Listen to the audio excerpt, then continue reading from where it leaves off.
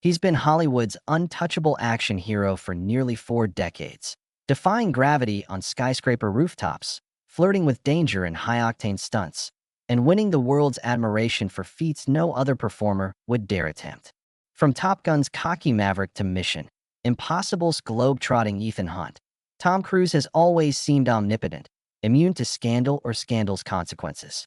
But today, the unthinkable happened. In a dramatic courtroom climax, the star's fate was sealed by a final, irrevocable sentence. Goodbye forever, the judge declared, as cameras flashed and audiences across the globe processed the shock. What charges could possibly strip Tom Cruise of his ironclad reputation? And what does this mean for a legacy built on bravado, resilience, and one impossible stunt after another? It began months ago with murmurings in the tabloids, whispers of an offset altercation on a private studio lot, rumors of a secretive lawsuit that had never reached public filings. By summer, insiders hinted at a multi-million-dollar dispute involving alleged breaches of an exclusive life insurance policy, claims that Tom had knowingly endangered a crew member during an unofficial stunt outside the parameters of his contract. The studio's legal team fought aggressively to keep details under wraps, but once a grand jury subpoena leaked, the story exploded. Fans who once queued for midnight premieres found themselves suddenly scrolling headlines like "Star Under Scrutiny" and "Hollywood's Golden Boy on the Brink." Cruise's team issued the standard statement: "We stand by Tom and look forward to clearing his name." But behind the smiles and press tours, a legal maelstrom gathered force. As the trial opened, star witnesses emerged: stunt coordinators, camera operators, and the man at the heart of the controversy, a veteran rigging specialist who claimed Cruise personally overrode safety protocols for an unauthorized rooftop jump. In a tense on-the-record deposition, the witness described how Tom maintained he could handle the feat better than any stunt double, defying decades of established safeguards. Footage from a hidden set camera showed Cruise testing the rig well outside the approved zone, the harness cables fraying just before he leaped. Lawyers asked if he'd ever refused a stunt. He laughed and said, "That's not my style." But that bravado, long celebrated as part of his mystique, now served as lead evidence of recklessness. Media coverage hit a fever pitch. Every cable news network aired reruns of Top Gun dogfights alongside legal analysis, while late-night comics quipped about a crash landing for Mission Impossible's #1 star. Social feeds exploded. #CruiseCourt trended on Twitter, TikTok creators dissected courtroom sketches, and Reddit threads speculated on whether Cruise would face jail time or house arrest. Brand partners paused sponsorship deals midstream, awaiting the verdict that would decide whether to associate their products with Cruise's embattled name. Cruise's fan clubs posted vigil posts across Instagram, urging supporters to pray and tweet encouragement. #StandByTom became a viral rally cry echoing around the globe. Inside the courtroom, the final day of testimony was charged with tension. The judge, known for harsh sentencing in high-profile cases, delivered a blunt summation. "Mr. Cruise, your disregard for both legal and human boundaries cannot stand. As a public figure with unmatched influence, you hold a duty of care that transcends personal ego. You have endangered lives, refused to heed safety regulations, and cost this nation's stunt safety industry millions in liability. The court has no choice but to impose the maximum sentence allowable." Gasps rippled through the gallery. Family members wept. Cruise himself remained stoic, face impassive but eyes betraying the first flicker of doubt we've ever seen. Then came the sentence: 18 months of supervised release under electronic monitoring, a $25 million restitution fine directed to the family of the injured stuntman, and a lifetime ban from performing personal stunts above 20 feet.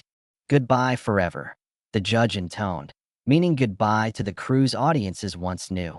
A Cruise who thumbed his nose at gravity, whose very name meant impossible. The phrase echoed like a gavel strike in fans' hearts worldwide. And as cameras panned to capture the first real moment of vulnerability in Tom Cruise's career, one question rose above all: how will Hollywood's greatest daredevil reinvent himself when the world says he can no longer defy death on camera? Long before the gavel struck, Tom Cruise's insistence on doing his own stunts was legendary. An unspoken pact between star and audience that he would push the boundaries of possibility for our entertainment. But in the spring of last year, on the roof of a mock London set erected for Mission Impossible 8, that pact collided with harsh reality. Cruise, under pressure to capture the perfect shot for viral marketing, requested an unsanctioned trial jump from a height well beyond the approved 18-foot limit. The rigging specialist on duty pleaded for more safety lines. The stunt coordinator argued for a partial rehearsal. The camera crew begged for a crane shot. Cruise brushed them aside with a grin and the words, "Trust me, I've done worse." In that moment, adrenaline overshadowed protocol, and a crew member's life hung in the balance. As Cruise scaled the edge of the set, the frayed cable that supported him groaned under his weight. Witnesses later described a metallic snap and a breathless silence before Cruise plunged into the staged courtyard below, his body twisting unnaturally upon impact. Security rushed forward as blood pooled near the stuntman, who had volunteered to test the rig days earlier and was reassured by Cruise's confidence that no harm would come. Filming halted. Emergency crews arrived within minutes, rushing the injured stuntman to a trauma center. His spine fractured, ribs cracked, and left leg mangled beyond the expectations of immediate repair. What began as a heroic flourish became a near-fatal accident that triggered dozens of internal investigations and the first whistleblower reports in Cruise's career. Within 24 hours, the injured artist's legal team served subpoenas on the studio and on Cruise himself. Confidential memos revealed that production executives had warned of the dangerously frayed cable a week earlier, yet budget pressures had led to a minimal inspection protocol. Cruise's own counsel acknowledged that the star had personally tested the rig without protective padding, dismissing safety checks as unnecessary redundancies. The stuntman's attorneys argued that Cruise bore a special duty of care by virtue of his hands-on reputation and the psychological power his confidence exercised over every crew member. Evidence presented in court included video footage of Cruise giving on-set pep talks where he encouraged the crew to match my energy and believe in the impossible, a motivational message that, in hindsight, blurred the line between inspiration and coercion. During pre-trial hearings, expert witnesses painted a chilling picture of industry best practices, rigorous cable inspections, certified backup lines, and multiple rehearsals before any human would attempt a multi-story descent. In an affidavit, a former safety officer described Cruise's stunt decision as reckless endangerment, a term that stunned fans accustomed to hearing impossible rather than irresponsible. The jury saw emails from the studio's risk management team warning of potential liability if Cruise deviated from the stunt plan. Cruise's defense portrayed him as a pioneer who raised the bar for action filmmaking, insisting that his involvement in stunts saved production weeks of costly second-unit work. Yet these arguments unraveled when cross-examination highlighted how Cruise himself approved budget cuts that compromised redundant cables and emergency winch operators. Public reaction shifted as courtroom clips went viral. Petitions circulated demanding accountability. Hashtag #SafetyOverStunts trended on social media, outraging fans who once cheered Cruise's wild feats but now feared for the industry's unseen casualties. Major stunt unions issued statements decrying a culture of idol worship that pressured performers into dangerous gambits. Meanwhile, Cruise's brand partnerships quietly paused, and studios placed holds on his next tentpole movie. Cruise's phone lines, once flooded with casting requests, went silent. Inside his legal war room, advisors urged a full apology and a promise to fund industry-wide safety training.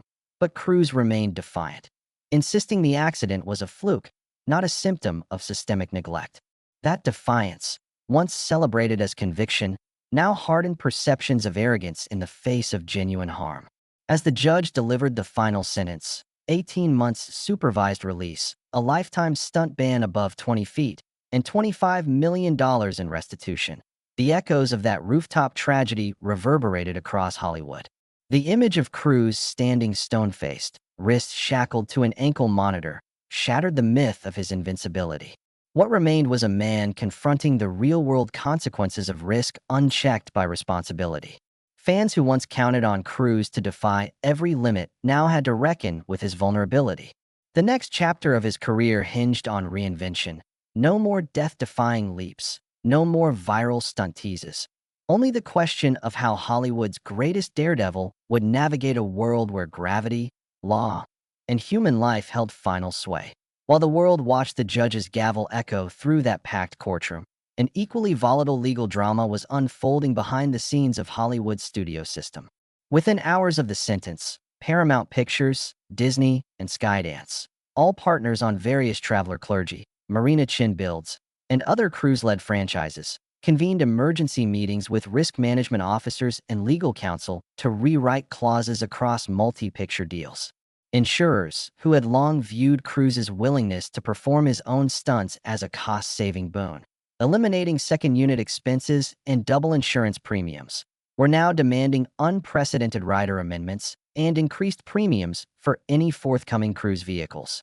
In effect, the attendance record that once guaranteed greenlit budgets now became a liability metric, measured alongside accident rates and indemnity exposures. Long-term collaborators felt the tension first.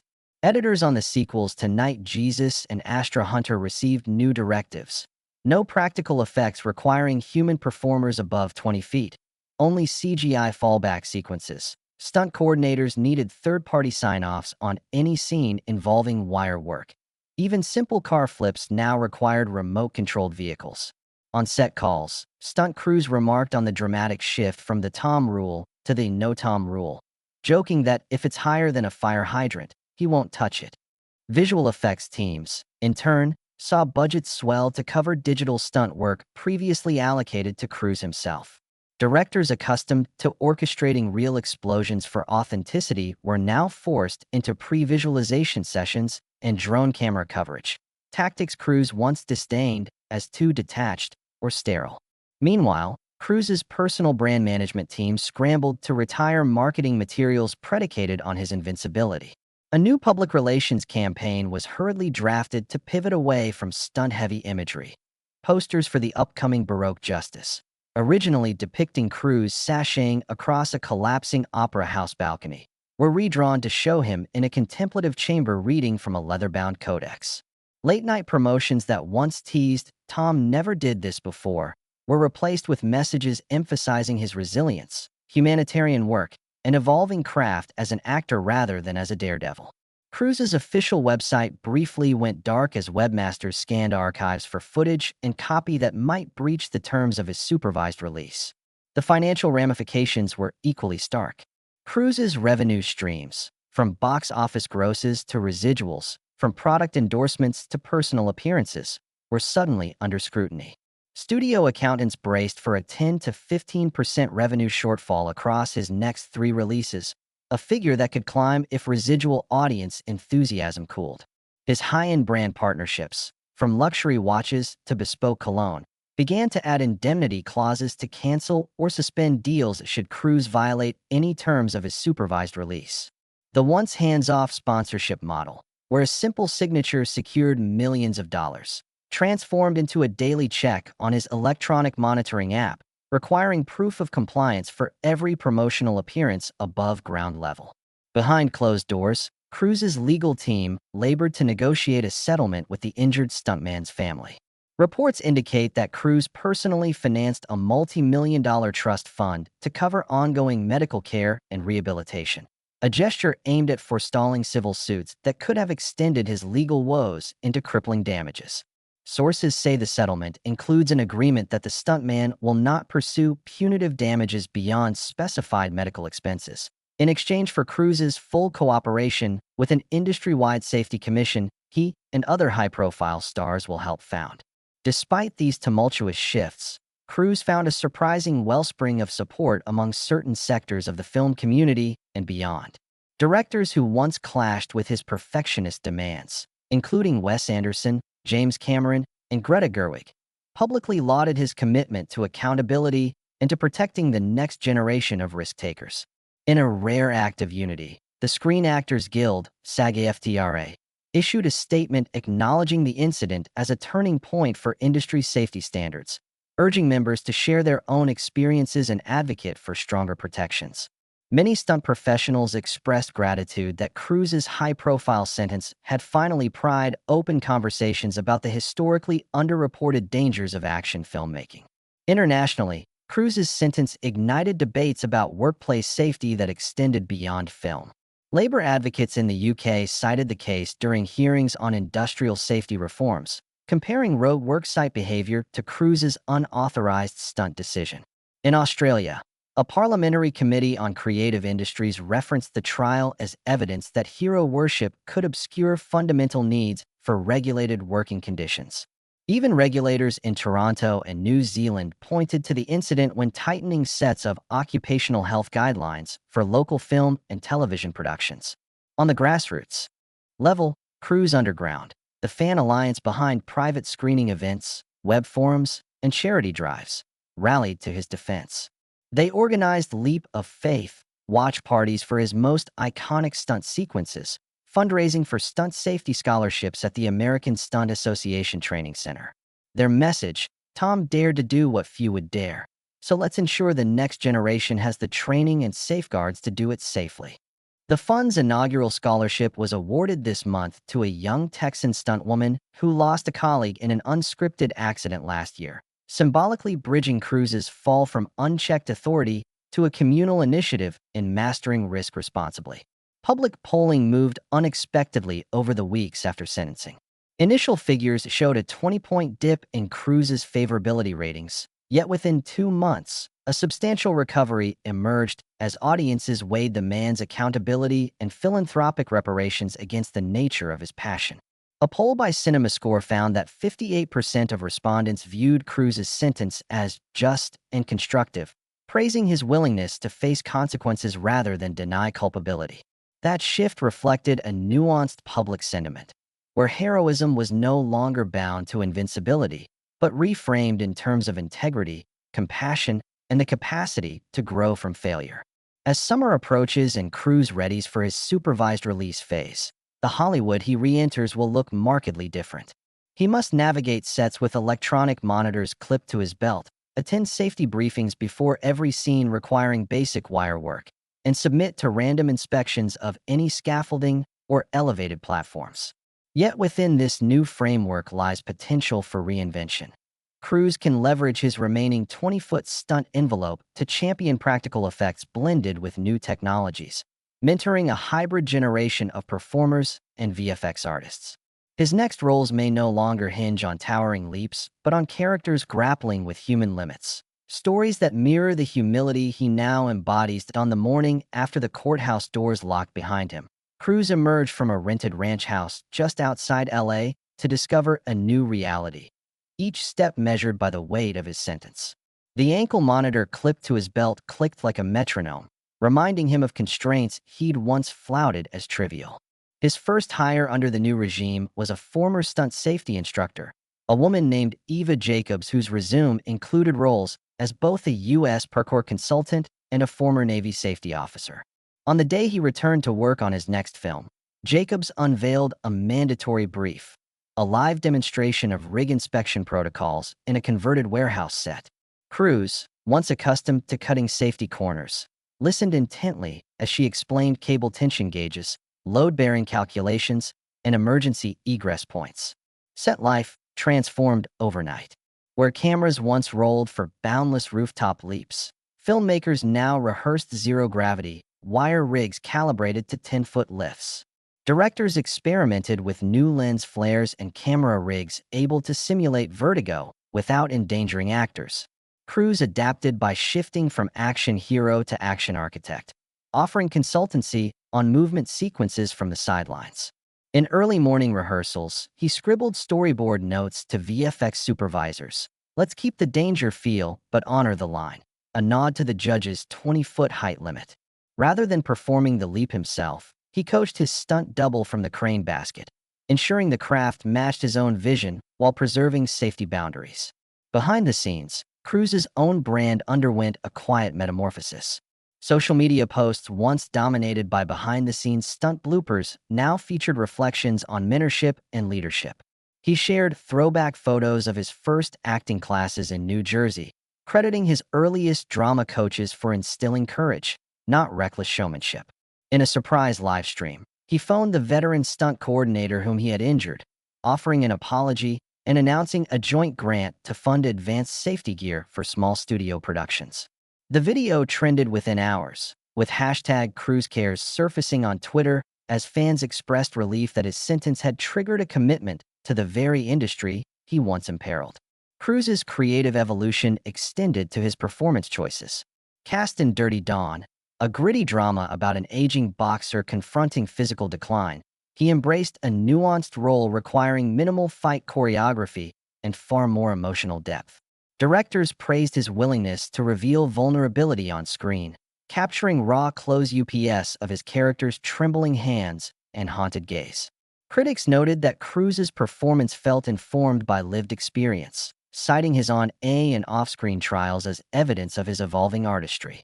Interviews highlighted how the stuntman forced him to prioritize the subtleties of acting, eye contact, breath control, layered dialogue, over the spectacle of daring feats. Philanthropic efforts blossomed in parallel. Cruise and Jacobs co-founded the Action Arts Foundation, a nonprofit dedicated to rigorous stunt training for independent filmmakers. Workshops in Atlanta and Vancouver trained young athletes in safe wire work and digital stunt simulations. The foundation's pilot event attracted top VFX studios, offering free software licenses to participants. Cruise personally donated $500,000 in seed funding and appeared in video modules teaching aspiring stunt coordinators how to conduct risk assessments. These modules became required curriculum at several major film schools, cementing Cruise's role as an industry reformer. Meanwhile, residual stream revenues from Cruise's back catalog skyrocketed. Film fans revisited his greatest hits with fresh context, celebrating vintage stunts while supporting the new safety initiatives. Streaming platforms promoted curated legendary stunts, collections alongside disclaimers inviting donations to the Action Arts Foundation. Cruise's former producer partners credited this surge in streaming numbers to the renewed public interest generated by the legal saga and the star's response. Cruise acknowledged this unexpected boon, announcing that a portion of streaming royalties would automatically funnel into the foundation's endowment. As the final year of his supervised release unfolded, Cruise navigated the tension between personal freedom and public scrutiny. He continued physical therapy to heal lingering back discomfort from the Mission Impossible set. Each therapy session, filmed for a closed support group series, illustrated the importance of professional care in personal recovery. He invited fans to join virtual rehabilitation classes, using the hashtag #HealingWithTom to unite those overcoming injuries, illnesses, or mental health challenges. This digital gesture further softened his image, framing the ankle monitor not as a symbol of punishment, but as a reminder of shared human vulnerability. When the day arrived to remove the electronic monitor, Cruise planned a private ceremony atop a quiet hill overlooking the California coast. Surrounded by Jacobs, his injured stuntman friend, and a small entourage, he unclipped the device, symbolically stepping forward into a new era. He spoke into a handheld microphone. "I took that leap and broke more than bones. I shattered my own illusion of invincibility. This monitor taught me respect for life, for craft, and for the people who make movies happen. Now it's time to keep jumping, but to leap wisely." In that moment, cameras captured a man reborn, not the impossible hero of old, but an imperfect artist committed to raising both the bar and the standard of care. With the monitor finally removed, Tom Cruise faced the world unshackled, yet forever changed. Gone was the brash daredevil who would spring without hesitation. In his place stood a more measured pioneer who understood the true cost of risk. His first public appearance post-supervised release was at the Action Arts Foundation's gala, where he delivered a keynote entitled Leaps of Faith and Lessons Learned. Clad in a simple black suit and standing behind a clear podium etched with foundation logos, Cruise spoke without a teleprompter. "We all have moments when we feel invincible. I learned the hard way that invincibility is an illusion, and humility is the real superpower." The room fell silent as he pledged to underwrite another 2 years of foundation grants, extending his commitment far beyond mere restitution.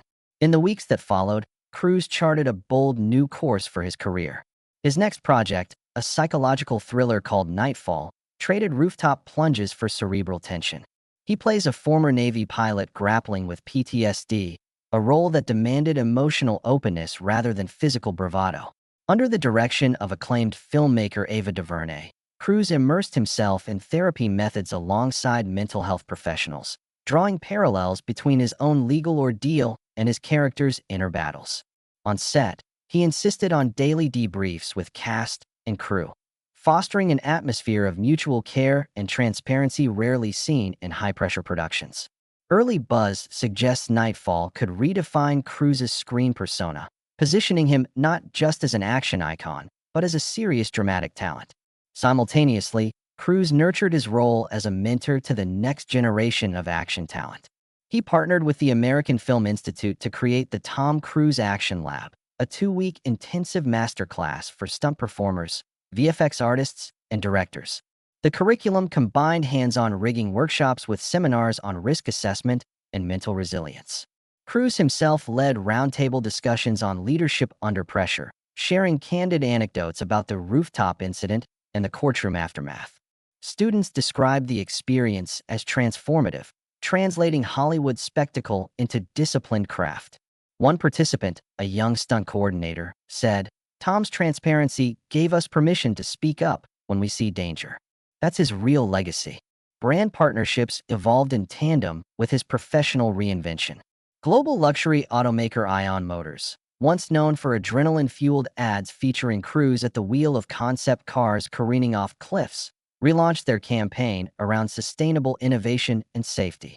Cruise became the face of Ion's new line of advanced driver assistance systems, ADAS, promoting the message that true performance includes protective technology.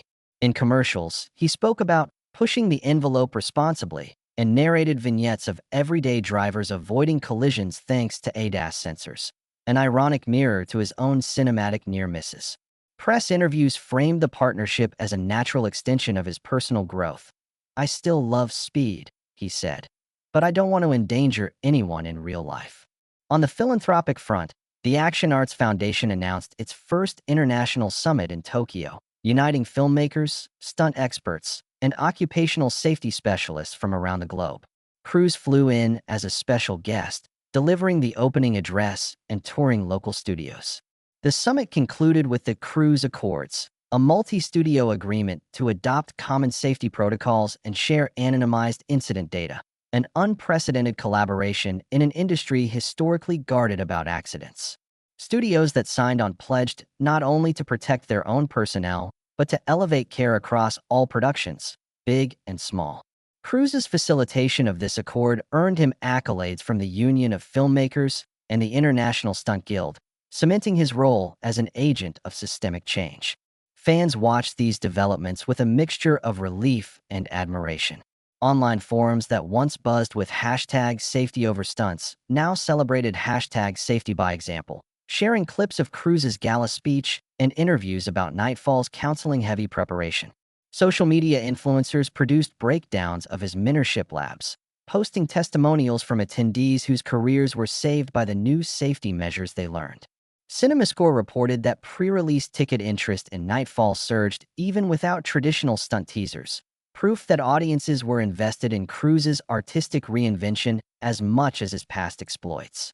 Back in Hollywood, peer recognition multiplied. At the SAG-AFTRA Awards, Cruise received the inaugural Integrity in Action Award, a new honor recognizing performers who parlay personal adversity into industry-wide betterment. Standing on a sparsely decorated stage, he accepted the trophy with humility, remarking, "This is not just for me. It's for every person who walks onto a set, trusting it's safe. Let this be our collective victory." His peers, actors, directors, and crew members, gave him a prolonged standing ovation, signaling not only respect for his comeback, but gratitude for the protections he helped establish. As Cruise prepares to roll cameras on Nightfall next month, the world watches with fresh eyes. No longer measured by the height of his stunts, but by the depth of his character, he stands poised at a Hollywood crossroads. His path offers a blueprint for action stars, one where ambition coexists with accountability, where physical courage is matched by moral leadership. The finishing line for Tom Cruise is no longer about defying gravity. It's about elevating an entire industry's regard for human life.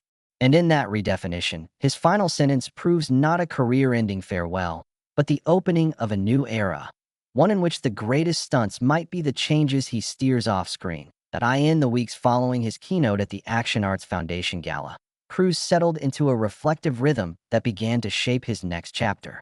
No longer measured by the audacity of his leaps, he oriented himself around the integrity of his craft and the impact of his influence. He refurbished his private screening room into a think tank, recruiting directors, medical experts, stunt coordinators, and visual effects supervisors for monthly innovation evenings. Over red velvet sofas and low lighting, they brainstormed ways to merge practical effects with emerging technologies like haptic feedback suits and real-time motion capture, methods designed to preserve authenticity while safeguarding performers. Cruise led these gatherings not as an imperious star, but as a collaborator eager to learn and share. Simultaneously, he returned to his roots as a student of performance. Enrolling in master classes at the Actors Studio and filming indie shorts that required no action sequences, he challenged himself to express raw emotion, subtle nuance, and extended silence on camera. One short film, a modern retelling of O. Henry's The Last Leaf, cast him as a frail artist whose single brushstroke becomes a symbol of hope. Shot almost entirely in close-up, the piece demanded precision of expression rather than spectacle. Festival circuits praised the film. Screen Daily called Cruise's compact performance a revelation of understated power. This critical acclaim emboldened him to pursue more dramatic roles that would expand his artistic legacy beyond stunts. At the same time, Cruise deepened his commitment to mentoring. He launched the Next Generation Screen Lab, a scholarship program at the American Conservatory Theater, offering full tuition to promising young actors selected through blind auditions. He insisted that candidates undergo safety training and mental health check-ins as part of their curriculum, weaving the lessons of his own ordeal into the foundation of their education. In personal letters to recipients, he wrote, "May this scholarship remind you that every performance rests on a foundation of care for yourself, for your colleagues, and for the audiences you will one day move." Alumni now speak of Cruise not merely as a benefactor, but as a guiding force who reframed their understanding of professionalism and compassion. His relationship with audiences also evolved.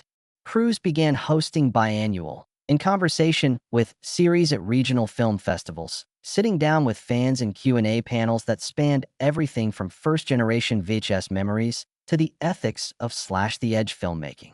Moderated by critics and scholars, these discussions were streamed globally, generating lively debate about artistry, accountability, and the future of cinema.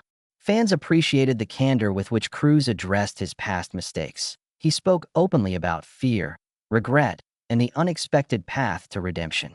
One viewer commented on social media, "I admired him at 25 for his thrills. I respect him now at 60 for his honesty." Cruise's collaborations likewise took on layered meanings. He signed on to produce a documentary series, Beyond the Drop, chronicling the science and psychology of risk across fields, from deep-sea exploration to extreme sports. As executive producer and occasional on-camera guide, he explored topics like fear management, resilience training, and the mechanics of fallback systems.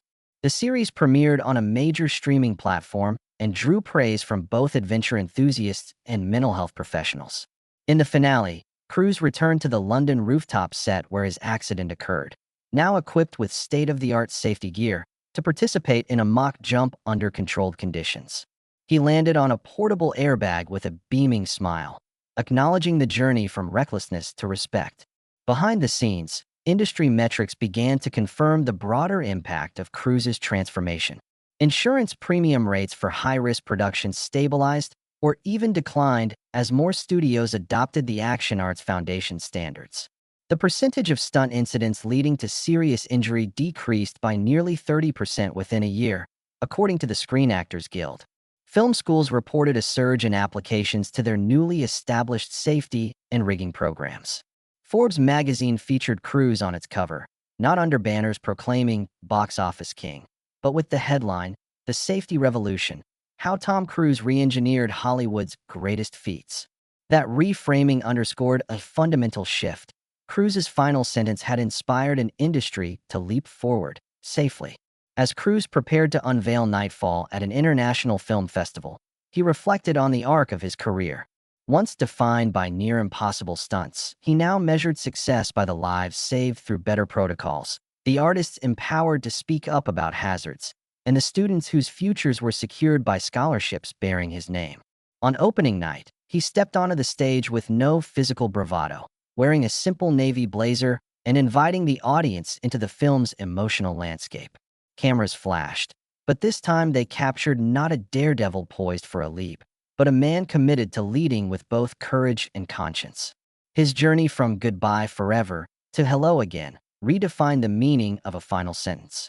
Cruise's ordeal reminded the world that true heroism resides not solely in physical feats, but in accepting accountability, championing reform, and using personal trials to uplift others.